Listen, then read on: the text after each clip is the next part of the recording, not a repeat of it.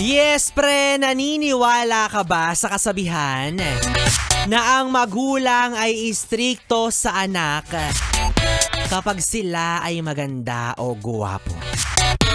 Ay nako, paano ba yan? Uuwi na ako, baka hinahanap na ako ng mama ko. Kapal ng mukha, wait lang, natawa ako. Yes, friend. 101.1 Yes FM pa rin ang iyong pinapakinggan at kapiling mo na ako, DJ B-Boy. B-Boy, alam mo, totoo yung sinasabi ko, ha. Kaya magtaka-taka ka na kung bakit yung magulang mo parang hindi ka pinaghihigpitan. Parang hindi ka pinagbabawalan. Ay, nako, matik yan. Baka raw hindi ka kagandahan.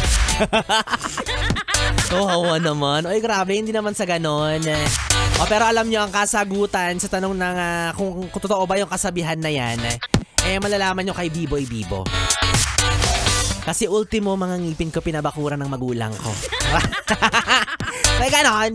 Sabing ganon. O, kilala nyo ba yung yung magulang ko? Alam nyo, pag nakilala nyo sila at naging kaibigan ko kayo, masasabi nyo, ay, kapag may outing tayo, ang hirap ipaalam niya ni B-Boy. Kailangan may PowerPoint presentation tayo sa magulang niya kasi stricto sila.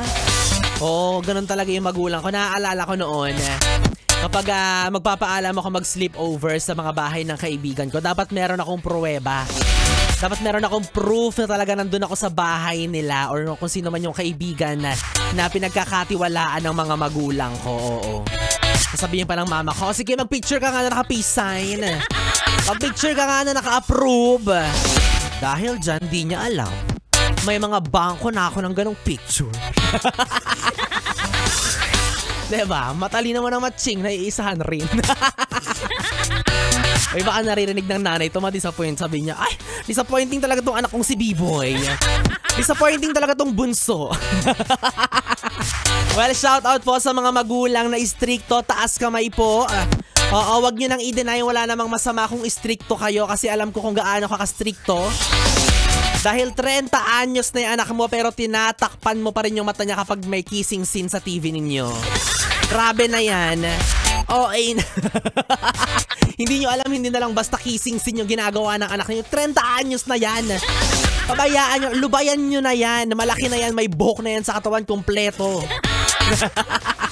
Okay naman, hi, hello rin sa mga anak na merong istriktong magulang. Naku, alam nyo yan at alam ko rin yung hirap na meron kang magulang na ganyan. Diba yung talagang dadaan ka sa butas ng karayom? Yung tipong kapag umuwi ka ng late, alam mong may naghihintay sa'yo sa gate. O, lagot. Buti na lang kami walang gate. Kaya wala silang pinaghihintayan. Pero nakaabang sa sala, may hawak na hanger. O, lagot. Diba? Tapos anong dahilan mo? Sasabihin mo na naman, galing ka sa birthday yan. Kahapon lang sabi mo, galing ka sa birthday ng best friend mo. Tapos bukas naman, birthday ng kaklase mo. Tapos sa susunod, birthday ng teacher mo. Yung totoo, te. Ano na, araw-araw kang nasa birthday yan. Clown ka ba? Pero maganda yan, ha. Hindi ka naman po sinasabing merong mali sa pagiging istrikto bilang magulang. Maganda yan, actually, isa yan sa mga sign na nag-aalala at may pakialam talaga kayo sa anak ninyo at iniingatan nyo sila. Kaya ikaw bilang anak, minsan wag mo ring masamain, di ba? Kasi ayaw mo nun. May nag-iingat sa'yo habang wala ka pang jowa, nararamdaman mo na kung paano yung pinaghihigpitan, yung sinasakal.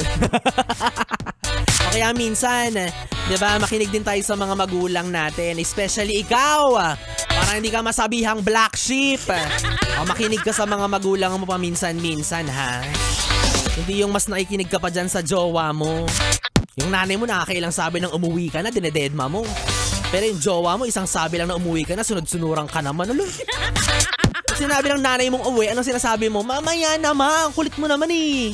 Pero pag yung jowa mo, sinabi yan kang uwi. Ano sinasabi mo? Oo, ito na nga, uwi na bire.